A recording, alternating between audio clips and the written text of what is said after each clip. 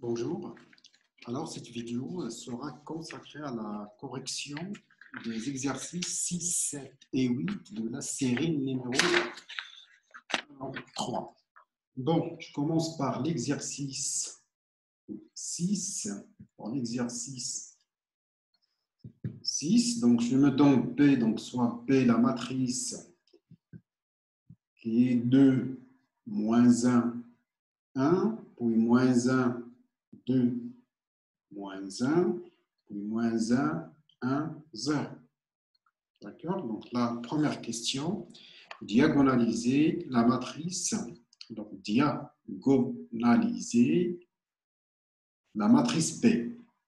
Bon, lorsqu'on dit diagonaliser, donc c'est-à-dire qu'il est diagonalisable, alors ce qu'il faut faire, c'est chercher une base de vecteur propre ou de manière équivalente, déterminer une matrice P inversible telle que P-1 BP soit diagonale.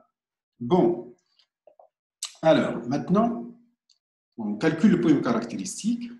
Alors, on a PP de X. Alors, le point caractéristique de X, bon, je me le donne, donc c'est X moins 1 au carré, X moins 2. D'accord? Alors, vous voyez, donc, le point caractéristique est scindé sur R. Toutes les racines sont dans R. Alors, il y a deux valeurs propres. Il y a un de multiplicité 2 et il y a deux valeurs propres simples. D'accord? Alors, PP est scindé, donc là, dans le point caractéristique est scindé sur R. Bon, dans le sens où toutes les racines sont dans R. D'accord? Et dimension.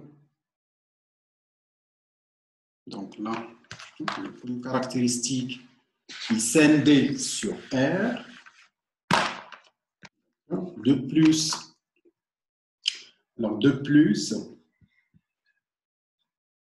la dimension de E1 égale à 2 et c'est exactement la multiplicité de la valeur propre 1.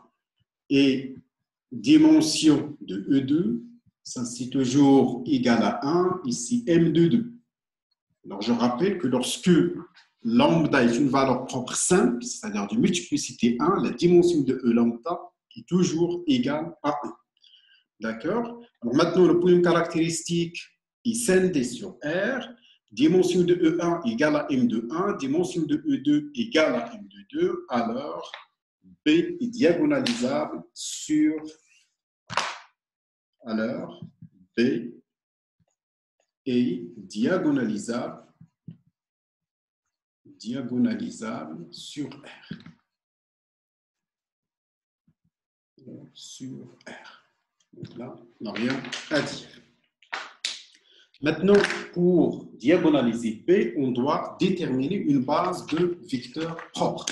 Bon, maintenant, calculons une base de vecteurs propres. Calculons une base de vecteurs propres. Alors, pour calculer une base de vecteurs propres, il suffit de déterminer une base de E1 et une base de E2. Leur réunion forme une base de vecteurs propres. Alors, on a E1 égale. Bon, ça, maintenant, vous savez, donc là, c'est quoi la définition de E1? Alors, je donne maintenant une base directement. Alors, E1, c'est vecteur de E1 plus E2, et puis donc E1 moins E3. D'accord? Donc, je note ce vecteur-là V1, je note ce vecteur-là V2, d'accord? Et E2 égale, c'est vecteur de, alors E2, alors c'est vecteur de E1 moins E2 moins E3. E1 moins E2 moins E3. D'accord? Donc, je rappelle, E1, ça va être quoi? C'est l'ensemble des x, y, z, tel que p, x, y, z égale à x, y, z. on aura un système linéaire à résoudre et alors on détermine à partir de ce système linéaire V1 et V2. La même chose, E2, c'est l'ensemble des x, y, z dans R3, tel que P, x, y, z égale à 2 fois x, y, z. On obtient ainsi un système linéaire, on le résout et ça nous donne ce vecteur-là. Donc, on va l'appeler V3. D'accord? Donc, j'appelle ce vecteur-là V3. Là, peut-être il n'est pas visible. Je l'appelle V3, ce vecteur-là. Je l'appelle V3. Bon, alors maintenant, si P est la matrice de passage de la base canonique de R3, donc soit P, donc je la donne PC, P, B, la base canonique de R3 à la base B'. D'accord? Donc avec BC, c'est la base canonique de R3.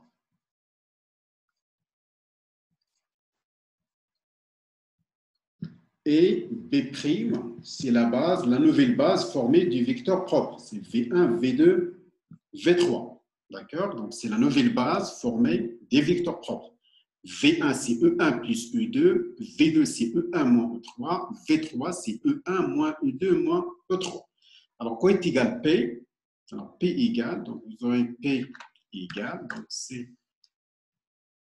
Alors, quoi est égal cette matrice de passage? P égale. Alors là, vous avez E1 plus E2, donc c'est 1, 1, 0. E1 moins E3 de 1, 0, moins 1. Et E1 moins E2 moins E3, donc c'est 1, moins 1, moins 1. Donc c'est ça la matrice de passage de la base canonique BC à la nouvelle base B'. Alors maintenant, par la formule de changement de base, donc par la formule de changement de base, la formule de changement de base, on obtient la relation de changement de base. D'accord? Il vient la relation, donc il vient la matrice D diagonale. Donc ça, c'est la matrice et dans la nouvelle base qui correspond ici aux valeurs propres. C'est la matrice diagonale. Donc les éléments diagonaux sont les valeurs propres de B. Et là, c'est 0, 0, 2. Donc ça nous donne, ça c'est P-1, B, P. D'accord? Donc là, c'est la relation maintenant qu'on détermine. Alors, il faut faire attention. Ici, les valeurs propres, donc là, lorsque ici, c'est respectivement à la base, à l'ordre des éléments de la base de vecteur propre. Alors là, c'est V1. Donc là, je dois avoir ici 1 comme valeur propre. Là, c'est V2. V2 il est associé à 1, donc je dois avoir ici 1. V3 il est associé à la valeur propre 2, je dois avoir 2. Je dois respecter l'ordre des éléments de la base B', c'est-à-dire la base formée par des vecteurs propres.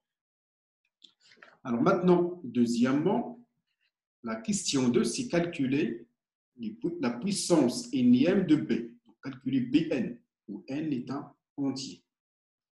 Alors maintenant, d'après ici, donc là, d'après la question 1, vous avez D égale, donc c'est P-1 B, P, donc ce qui implique que B égale B, D, P-1. D'accord? Donc là, cette relation-là, c'est exactement celle-ci. Non, rien changé. Alors maintenant, vous avez l'habitude, donc là, donc, si je calcule B à la puissance n, donc ça va être, c'est quoi? C'est P D à la puissance n, P moins 1. D'accord? Alors maintenant, D à la puissance n est une matrice diagonale. Donc, D à la puissance n, c'est juste les éléments. Donc là, on regarde les éléments diagonaux à la puissance n et ceci, bon, on calcule P-1 et ceci nous permet de déterminer Bn. Donc, Bn maintenant, B à la puissance n. Donc, la matrice P, c'est quelle matrice? C'est 1, donc j'ai ici, c'est 1, 1, 0, 1, 0, moins 1, puis 1, moins 1, moins 1, ça c'est P. La matrice B à la puissance n, donc c'est 1 à la puissance n, c'est 1, donc 1, 0, 0. 0, 1 à la puissance n, c'est 1, donc 0. Lisez 0, 0, 2 à la puissance n. D'accord? Multiplie par la matrice pi moins 1. Donc pi moins 1, donc ça donne c'est 1. Bon, bien sûr, je l'ai calculé, donc c'est 1, 0, 1, moins 1, 1, moins 2. Et puis, la dernière ligne, c'est 1 moins 1. Donc, c'est 1 moins 1. C'est ça, pi moins 1. D'accord? Et maintenant, après calcul, donc on obtient b à la puissance n égale b à la puissance n. Bien sûr, donc là, on effectue ce calcul. Donc, on obtient là b à la puissance n égale donc 2 à la puissance n, 1 moins 2 à la puissance n ici, 2 à la puissance n, puis 2 à la puissance n moins 1. Donc, la deuxième ligne, donc c'est 1 moins 2 à la puissance n. Là, vous avez 2 à la puissance n, puis 1 moins 2 à la puissance n. Alors, là, j'ai 1 moins 2 à la puissance n, puis j'ai 2 à la puissance n moins 1. Et là, j'ai 2 à la puissance, donc, pardon, j'ai 2 moins 2 à la puissance n. D'accord? Donc, vous avez maintenant la matrice B à la puissance n, bien sûr, qui dépend de l'entier naturel n. Alors maintenant, troisièmement, donc troisième question. Alors, on considère les suites numériques UN, donc on considère 3 suites numériques. Donc, les suites numériques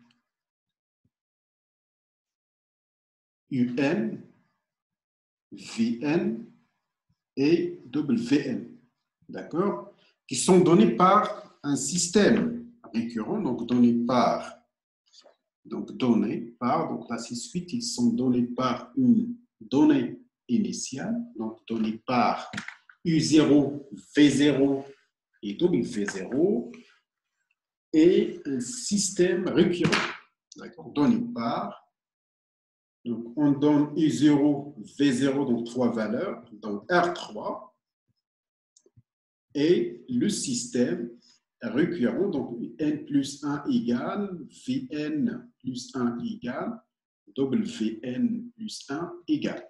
Alors, Un plus 1, donc c'est 2 Un moins Vn plus Wn. Puis, donc ça c'est moins Un plus 2 Vn plus, donc pardon, c'est moins Wn. La troisième, donc Vn plus 1, donc c'est moins Un plus Vn. D'accord? Alors maintenant, pour n, donc on pose xn, donc ça c'est le vecteur x, n c'est le vecteur un, vn, wn. Donc la question, maintenant exprimer xn plus 1 en fonction de bxn, puis en déduire les valeurs des termes généraux des suites un, vn. Maintenant la question c'est quoi? C'est exprimer xn plus 1 en fonction de b xn. Hein? Puis en déduire,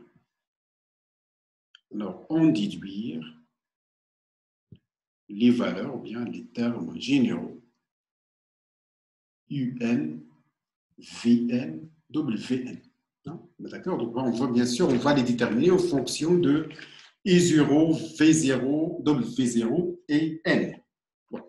Alors maintenant, on va exprimer xn plus 1 en fonction de la matrice B du vecteur xn.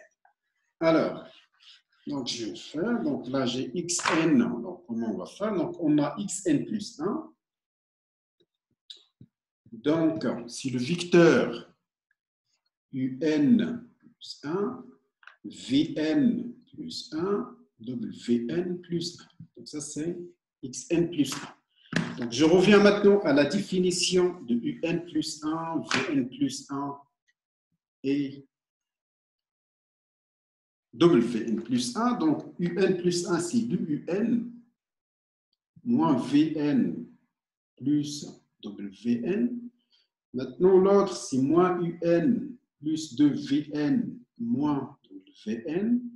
Et Wn plus 1, c'est moins UN plus Vn. D'accord? Et si vous voyez, donc ça, c'est exactement la matrice P appliquée au vecteur UN, Vn, Vn. Hein? Et là, c'est Xn. Donc, ce qui vaut maintenant, c'est Pxn. Donc, la relation entre Xn plus 1 et Xn et P, donc c'est qu'on a Xn plus 1 égale à Pxn. D'accord? Alors maintenant, à partir de cette relation, je vais l'appliquer une fois au vecteur Xn et je vais déterminer Xn en fonction de B à la puissance n et X0. Alors regardez bien. À partir maintenant de cette relation-là, Xn plus 1, donc qu'est-ce qu'on a? On a Xn, il vaut quoi? C'est B, Xn moins 1. Hein? Donc là, juste là, donc la relation entre n et n plus 1. Et ça, c'est B fois B, Xn moins 2. Donc, il est B carré, Xn moins 2. Donc là, celui-là, donc jusqu'à, donc, bon, par récurrence descendante, donc j'obtiens ça, c'est B à la puissance n, x0. Donc là, j'obtiens maintenant xn égale b à la puissance n, x0. Donc, ce qui me donne maintenant, d'où xn, pour moi, c'est un, vn, wn. Donc, ça, c'est la matrice p à la puissance n. Nous venons de calculer, donc on a calculé la valeur de p à la puissance n, donc appliquée à vecteur u0, v0 et w0. D'accord? Donc maintenant, nous avons calculé la matrice p à la puissance n. Comme donné, nous avons u0, v0 et w0. Alors, donc, ceci nous permet de calculer le terme général un, le terme général vn et le terme général de vn. D'accord?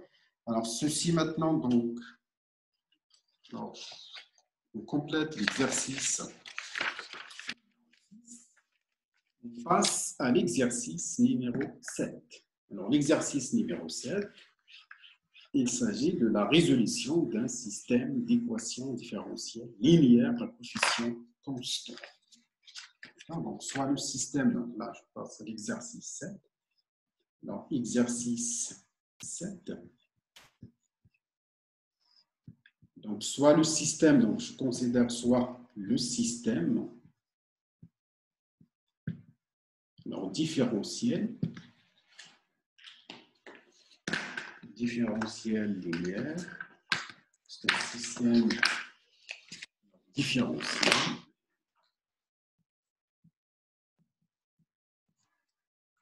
linéaire. Donc, je t'appelle S. Donc, alors, x', c'est moins x. Donc, c'est moins x plus 2y moins 2z. D'accord? Alors, y', c'est moins 3x plus 5y moins 3z. D'accord? Puis z', bien sûr, là, x est une fonction de temps, y est une fonction de temps, z est une fonction de temps. Donc, c'est moins 3x, alors plus 4y, moins 2z. D'accord? Alors maintenant, avec des conditions initiales, donc on donne x0 égale à 1, y de 0 égale à moins 1 et z en 0, il vaut 0. D'accord? Donc là, on veut déterminer, résoudre ce système différentiel sous ces conditions initiales. Alors, maintenant, la première question, c'est écrire le système S sous forme matricielle. S sous forme matricielle x' égale AX. Alors, sous forme matricielle x' égale AX. Où x est le vecteur x, y, z. D'accord? Donc là, alors, je vais répondre maintenant à cette question. Donc, on va représenter, on va écrire le système S sous forme matricielle et en même temps, il faut diagonaliser la matrice A et diagonaliser A. Hein? Bien sûr, sur R. Diagonaliser la matrice A sur R. Bon, si si je prends X, c'est le vecteur X, Y, Z. D'accord? Donc, alors, X', donc donc, X', le vecteur ici, si je dérive X', donc c'est le vecteur X', Y', Z'. Donc, ceci, ça me donne, c'est quel vecteur? Donc, je remplace. Alors, X' par sa valeur. Alors, X', qu'est-ce qu'il vaut? Donc, c'est moins X plus 2Y moins 2Z. D'accord? Ça, X', pardon, c'est moins plus 2, donc c'est bon. Y', donc il vaut quoi? Donc, c'est moins 3X plus 5Y moins 3Z. D'accord? Puis maintenant, Z', c'est quoi? C'est moins 3X plus 4Y moins 2Z. D'accord? Alors, ceci, bon, maintenant, si on regarde ça, c'est juste la matrice. Moins 1, 2, moins 2, moins 3, 5, moins 3, moins 3, 4. Et là, vous avez moins 2 appliqué au vecteur x, y, z. Hein? Donc, ce qui me donne, ça, c'est exactement, là, c'est la matrice, bon, ça s'appelle cette matrice-là A. D'accord? Donc, finalement, donc, je tiens x', donc la forme matricielle du système S, c'est x' égale à x, avec A, c'est cette matrice-là. C'est cette matrice qu'on va diagonaliser. Donc, maintenant, on diagonalise cette matrice, on calcule le point caractéristique, on vérifie qu'il est diagonalisable. Bon, le point caractéristique doit être scindé sur R.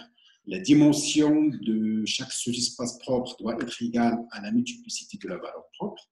Et alors, si ces deux conditions sont vérifiées, alors il est diagonalisable.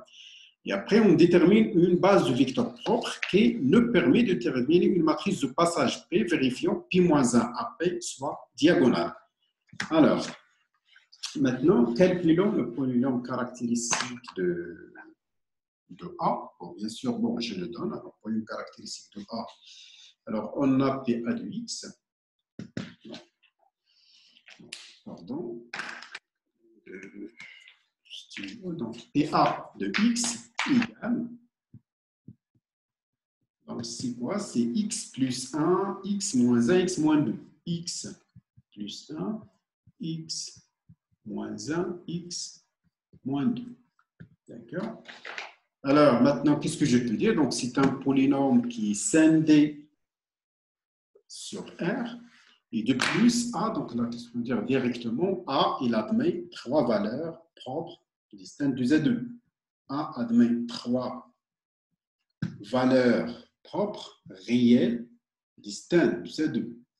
Propres, qui sont réelles, c'est-à-dire qu'il est scindé sur R, distinct de Z2. Alors, automatiquement, A est diagonalisable.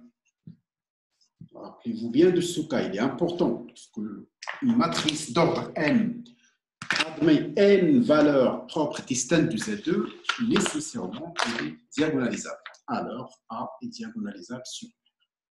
Alors, A est diagonalisable sur R.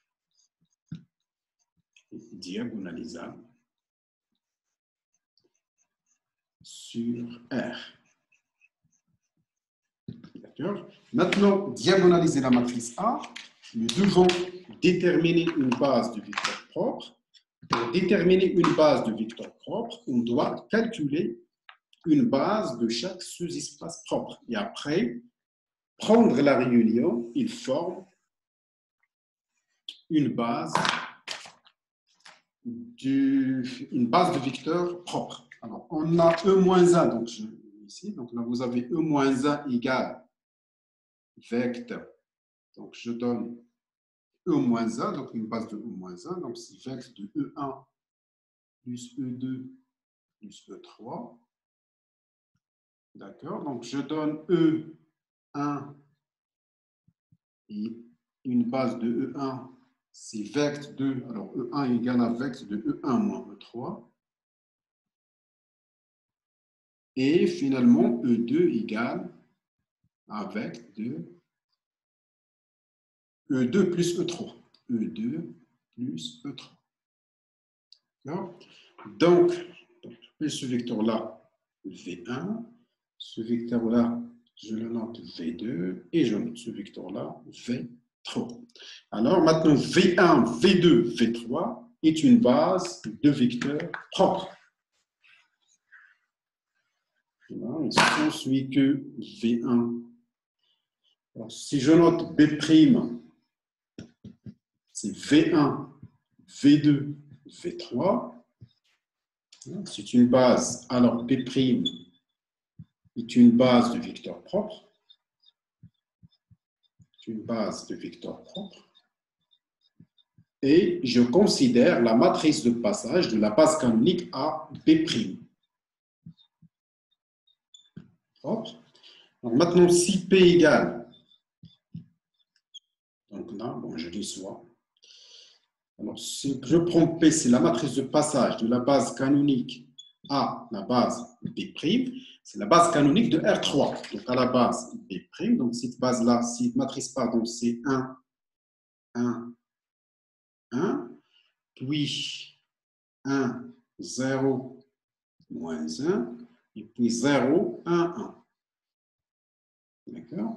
Alors, en respectant l'ordre des éléments de la base de vecteur propre, j'ai par la formule de changement de base P-1.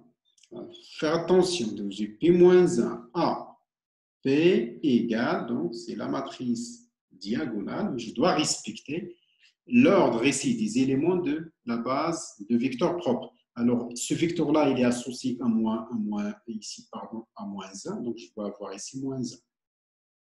D'accord? Donc, je dois avoir moins 1. Alors, j'ai comme vecteur propre moins 1, donc je dois avoir moins 1. Je dois avoir ici donc 0, 0, puis je dois avoir ici 0, puis 1 ici. 0, c'est le vecteur propre associé 1, puis là j'ai 0, 0, 2. D'accord? Donc j'ai moins 1, 0. D'accord? Donc j'ai pi moins 1 à P, c'est moins 1, 0, 0, puis 0, 1, 0, puis 0 et 0, 2. D'accord? Alors maintenant, nous avons diagonalisé la matrice A. On passe maintenant à la résolution du système différentiel S. D'accord? Alors maintenant, la troisième question. Alors, dans la base, pardon, la deuxième question. Alors, dans la base du vecteur propre,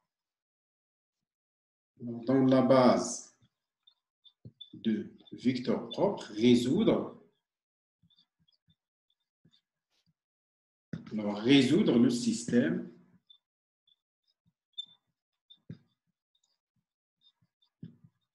bon, je me cite matrice là D, le système Z' égale dz, avec Z en vecteur Z1, Z2, Z3. D'accord? Alors, c'est maintenant, je prends z' égale dz. Alors, comment le résoudre? Donc, z' égale dz.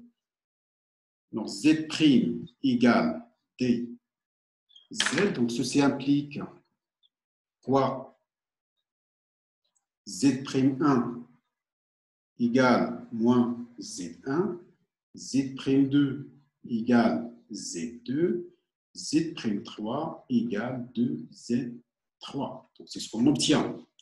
Alors, là, c'est une équation différentielle linéaire de premier ordre. C'est facile à résoudre. La même chose, équation linéaire de premier ordre. Équation linéaire de premier ordre, on obtient Z1. Donc, on obtient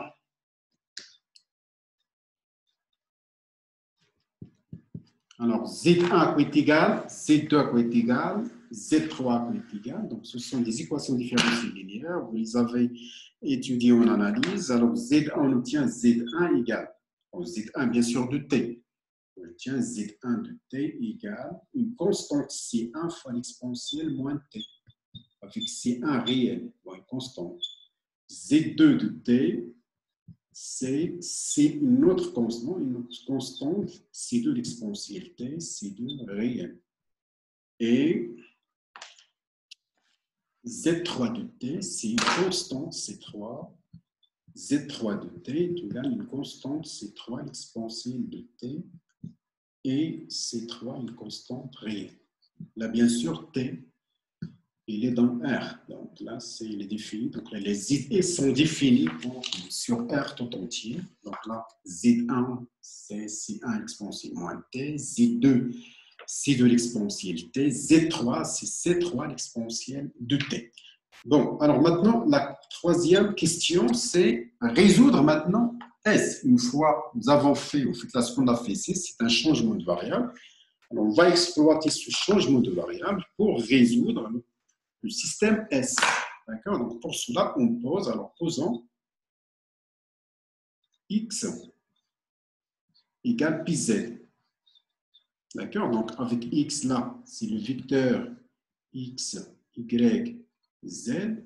Et Z, c'est Z1, Z2, Z3. D'accord? Donc, si je remplace X par, alors X, c'est pi Z. Alors maintenant, on a X' égale. Donc, je reviens au système S. Vous avez X' égale, c'est quoi? C'est PZ'. Bon, X' égale P, bon, P, constante, PZ'. D'accord? Mais, alors, on a donc, ce qui implique que PZ' égale à quoi? Alors, ce qui implique que alors, une fois, nous avons donc là X' égale PZ'. Donc, ce qui implique que PZ' égale à X', mais AX', c'est juste AX. D'accord? Donc, ceci implique quoi? Que Z', donc je multiplie par P-1 de l'autre côté, donc j'efface. Donc, ce qui implique que Z' maintenant, donc ce qui implique que Z' égale P-1 à X, mais à X c'est PZ. Et là, on revient donc ça, au système Z' égale TZ, donc ce qui implique que Z' égale TZ. Donc là maintenant, avec ce changement de variable, nous avons transformé le système S en le système Z' égale DZ, que nous venons de résoudre, donner la solution générale dans la question 2. Alors, donc, ce qui implique Z, bon, nous avons ici, donc, ceci implique que Z égale, donc nous avons déjà calculé, donc ça c'est C1 exponentielle moins T, C2 exponentielle T, C3 exponentielle de T. Bien sûr, donc C1, C2, C3 sont des constantes réelles. T, bon, ces fonctions-là, elles dépendent de T. D'accord? D'où, maintenant, X Alors, x égale à quoi? Donc, c'est pi z. Donc, de x qui est égal à x, y, z, égale, donc c'est la matrice P, la matrice de passage. Alors, donc c'est la matrice alors, P qui est 1, 1, 1, puis 1, 0, moins 1, puis 0, 1, 1. Donc, appliqué à Z, oui, Z, ce n'est rien que C1 exponentielle moins T, C2 exponentielle T, C3 exponentielle de T. D'accord? Très bien. Alors maintenant, donc, il suffit, donc, si j'applique maintenant la matrice P à ce vecteur, donc j'obtiens la valeur de X, j'obtiens la valeur de Y et j'obtiens la valeur de Z. Alors, ce qui implique que maintenant X égale, donc j'obtiens X de T, est égal, donc X de T égale, donc c'est C1 exponentielle moins T plus C2 exponentielle T. Y de T égale, donc c'est C1 exponentielle moins T plus C3 exponentielle de T. Et Z de T égale, donc c'est C1 exponentielle moins T moins C2 exponentielle T plus C3 exponentielle de T. D'accord? Donc là, donc j'ai la valeur maintenant, donc la solution de S, c'est x de t, donc qui est donné par C1 exponentielle moins t plus C2 exponentielle t. J'ai y de t qui est C1 exponentielle moins t plus C3 exponentielle de t. Et j'ai z de t qui est C1 exponentielle moins t moins C2 exponentielle t plus C3 exponentielle de t.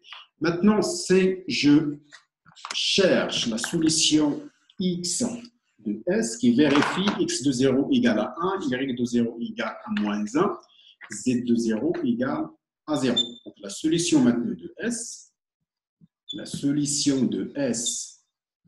alors qui vérifie la condition initiale, donc vérifions x de 0 égale à 1, z de 0 égale moins 1 et, pardon, y de 0, z de 0 égale 0, d'accord, et donné par, donc là, en fait, on doit résoudre, bon, je donne à T0 ici, et donné par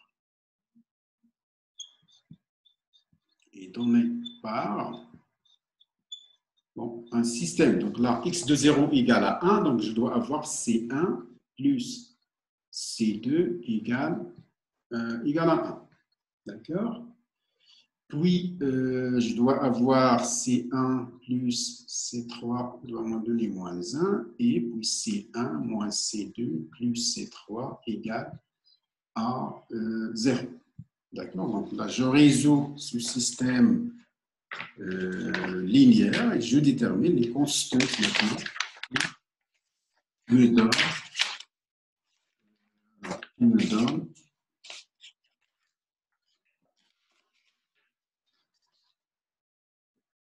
les constantes C1 et C2. Alors finalement, il vient, donc là, je résous ce système, donc là, il vient, donc C1 égale, donc la constante C1 égale à 1, C2, donc ça c'est 1, donc C2 égale 0, C3 égale moins 1. D'accord? D'où la solution de S qui vérifie ça. D'où la solution maintenant. Donc, la solution de S. Alors, vérifions x de 0 égale à 1, y de 0 égale à moins 1 et z de 0 égale à 0. Et maintenant, x de t égale, donc C1, c'est x de t. C'est le vecteur maintenant. Alors, x de t, donc c'est l'exponentielle, donc C2, donc c'est C1 plus, donc c'est l'exponentielle t. Donc, moins 1, donc ça va moins l'exponentielle de t. Et de l'autre côté, donc j'ai l'exponentielle t moins l'exponentielle de t. Donc, t réel. D'accord? Là, j'ai déterminé la solution de S qui vérifie la condition initiale x de 0 égale à 1, y de 0 égale à moins 1, z de 0 égale à 0. Alors, donc là, il nous reste l'exercice numéro 8. Je lui consacrerai une petite vidéo prochainement. Alors, maintenant, rendez-vous à la vidéo prochaine.